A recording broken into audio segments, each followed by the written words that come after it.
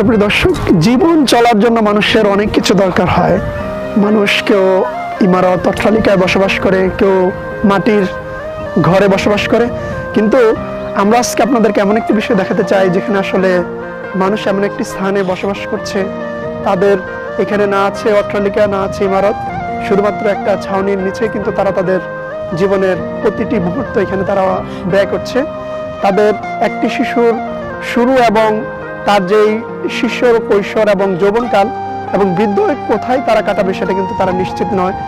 অর্থাৎ তাদের এই আজকে তারা এখানে যারা বসবাস করছে, হঠাৎ করে তাদের এখান থেকে আবার অন্য জায়গায় চলে যেতে হতে পারে। তারপরেও কিন্তু বেদেদের এই জীবন তারা প্রতিনিয়ত তারা অতিবাহিত করছে এবং তাদের কিন্তু যে জীবনের তাদের আয় করার যে ক্ষেত্রগুলো, এগুলো কিন্তু দিন দিন ন্যারো হয়ে যাচ্ছে বা সংকীর্ণ হয়ে যাচ্ছে। তাদের জন্য সরকার এবং সংশ্লিষ্ট যারা রয়েছে তাদের জন্য কিছু করা উচিত, কারণ তারা কিন্তু এই বাংলাদেশেরই নাগরিক, এই দেশেরই সন্তান। সুতরাং তাদের জন্য তাদের জীবিকা, হ্যাঁ, তাদের মধ্যে অনেকগুলো বিষয় নেতিবাচক দিক রয়েছে, তারা অনেক ধরনের অপরাধমূলক কর্মকাণ্ডে তারা জড়িত। তাদেরকে যদি আমরা রাষ্ট্রীয় পৃষ্ঠপোষকতা করি তাহলে আশা করি তারা আমাদের মতোই একটা সুস্থ স্বাভাবিক জীবন ফিরে পেতে পারে। সুপ্রিয় দর্শক, আমরা আছি এখন কাউনিয়া জংশনের পাশেই। বিশ্বের মানব সভ্যতার ইতিহাসে মানুষ মূলত প্রথমেই বিভিন্ন সময়ে বিভিন্ন স্থানে পরিভ্রমণ করত এবং মানুষের এই অর্থাৎ বিভিন্ন সময় যুদ্ধ বিগ্রহ, নদী ভাঙ্গন ইত্যাদির কারণে মানুষ কিন্তু এক স্থান থেকে অন্য স্থানে যেত।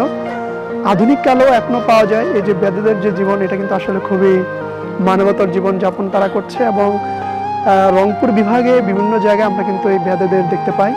আপনারা যদি কাউনিয়া আসেন তাহলে কাউনিয়া স্টেশনের পাশে কিন্তু, এবং বিশেষ করে এখন তাদেরকে দেখা যায় বিভিন্ন রেলওয়ে স্টেশনের পাশে বা বিভিন্ন নদী বা নদীতে যখন ভাঙন হয় বা বিভিন্ন জায়গাতে যখন তারা তাদের থাকার কোনো স্থান থাকে না, তখন তারা কিন্তু নগরায়ন বা আধুনিক বিভাগীয় শহরগুলোতে তারা এসে থাকেন। তো আমরা রংপুরে আরও কয়েকটি জায়গায় আপনাদেরকে দেখাতে চাই, সেখানেও কিন্তু বেদেদের এ ধরনের জীবনাচরণ আপনারা দেখতে পাবেন। দমদম ব্রিজের পাশে কিন্তু বেদেদের একটা পল্লী রয়েছে, সেখানেও তারা থাকেন। তো আসলে আমরা অট্টালিকায় যারা থাকি তাদের কাছে আসলে এই তাদের যে জীবনের যে চিত্র সেটা অনেক ডিফারেন্স।